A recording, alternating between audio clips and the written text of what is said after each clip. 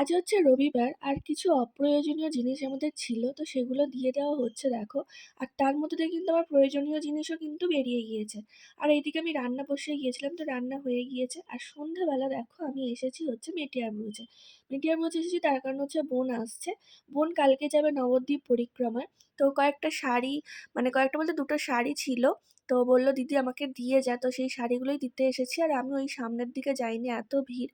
তো বোনকে বললাম তুই এইদিকে আয়, তো দেখো বোন আসছে। আর বোন প্রতিবারই মানে বাবুর জন্য চকলেট নিয়ে আসে। আর ও যতবার যাচ্ছে ওকে বললাম যে ওই লঞ্চে চলে যা, তো যাচ্ছে আবার ফিরে চলে আসছে, বলছে দিদি রে যেতে ইচ্ছা করছে না। তো ওকে নিয়ে আমি খুব ইয়ার্কি করছিলাম যে তুই এরকম কেন ড্রেস পরে এসেছিস। ও বললো যে দিদি আমি এটা পরেই ঘরেই আশেপাশে থাকি, তো এটা পরেই কি করব, তাড়াহুড়ো করে দেরি হয়ে গিয়েছে, তাড়াহুড়ো করে এটা পরেই চলে এসেছি। বললাম আইসক্রিম খেতে, কিন্তু খেলাম না। বলছি চলে চল।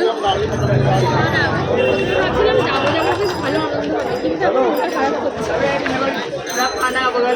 আর বন্ধুরা দেখো এই চকলেটগুলো দিয়ে গিয়েছে দুটো পার্ক, আর এই ফ্রুট অ্যান্ড নাটটা তো ছেলে খেলো না, শুধু পার্ক খেলো একটা।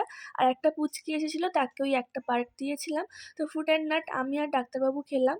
তো বন্ধুরা আজকের ভিডিওটা এই পর্যন্তই। ভালো লাগলে তোমরা অবশ্যই এটা লাইক করে আর কমেন্ট করে জানিও তোমাদের কেমন লেগেছে।